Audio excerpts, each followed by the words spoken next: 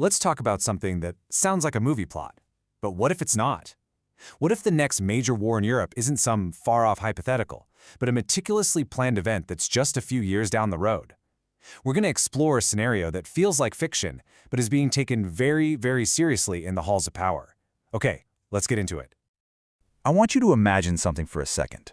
The date is March 27, 2028. It's 3 a.m. in Narva, an Estonian city right on the Russian border. Suddenly, the whole city is rocked by explosions. By 5 a.m., 2 Russian brigades have completely overwhelmed the border guards. And by 7 a.m., just as the sun is coming up, the Russian flag is flying over their town hall. And remember, this isn't just any city. This is NATO territory. Okay, so that whole sequence I just laid out, it actually comes from a book by a German political scientist, Carlo Massala, written specifically to test NATO's resolve. But here's the thing. What used to be a wild what-if scenario is now being debated as a genuine possibility. So the real question we have to ask is, why does this feel less like fiction and more like a forecast all of a sudden?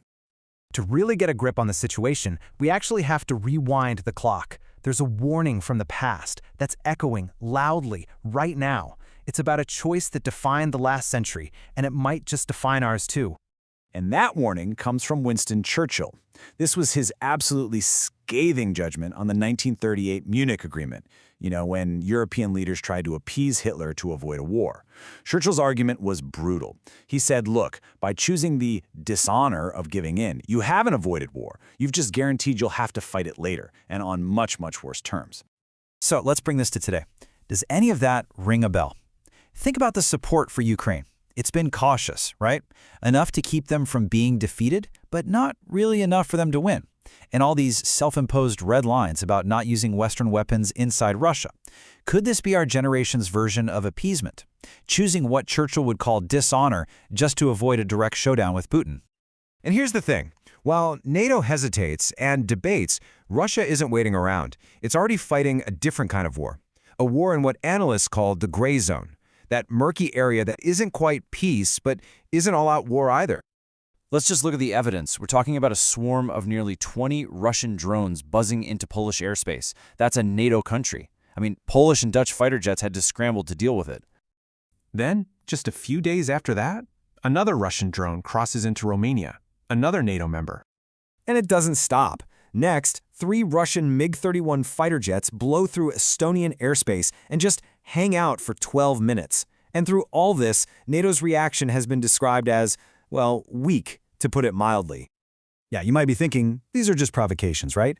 Well, not according to analysts at the Institute for the Study of War. They argue these aren't random accidents. They call it phase 0 of a much bigger plan. It's a calculated campaign to poke and prod NATO's defenses, to see how they react or don't react, and to prepare the ground for whatever might come next. And if you think that's just an analyst take, listen to this. This is a direct quote from Dmitry Medvedev, a top official in Russia's Security Council. He said, flat out, that Russia wants Europeans to die of fear. I mean, let that sink in. This isn't just military posturing. This is pure psychological warfare. And why are they doing this? Because this whole gray zone strategy is tailor-made to exploit something very real. The cracks, the fears, and the divisions that are already inside the NATO alliance. And this right here, this gets to the heart of one of Europe's biggest anxieties. The United States provides about 40% of all NATO military assets in Europe. For 70 years, Europe has basically outsourced a huge piece of its own security to Washington. So you take the US out of that equation, and suddenly NATO looks very, very different. That dependency is exactly why this statement sent shockwaves across the continent. When Donald Trump was asked if he'd honor Article 5, the core promise of NATO, that an attack on one is an attack on all, his answer wasn't exactly a clear yes. And for the first time in decades, European leaders had to seriously confront the idea that America might not show up. All this internal uncertainty has had real-world consequences. Just look at the strategy in Ukraine. The former head of NATO, Jens Stoltenberg, basically admitted the alliance's support has been a half measure, enough to stop Ukraine from losing, but never enough to let them win. And what does that create? A grinding, brutal war of attrition, a type of war that heavily favors the country with more people and a bigger economy, Russia. But let's talk about the cost, because this hesitation, This choice of dishonor to avoid escalation doesn't just have strategic consequences. It comes with a staggering price tag, and a recent study has put some real numbers to Churchill's warning. So, a major study out of Norway calculated what it would cost for Europe to fully arm Ukraine for a victory over the next few years. The price? Around 800 billion euros. Yeah, that's a massive number, no question. But hold on, now look at the alternative. What's the price for Europe to rearm itself to defend against a Russia that has already won in Ukraine? An estimated 1.6 trillion euros. That's double the cost. And that number doesn't even factor in the economic chaos of an actual war on NATO soil. The math is pretty clear. Inaction is literally twice as expensive. So you put it all together. The historical parallels, the gray zone attacks, the fear inside the alliance, and the cold, hard economic facts.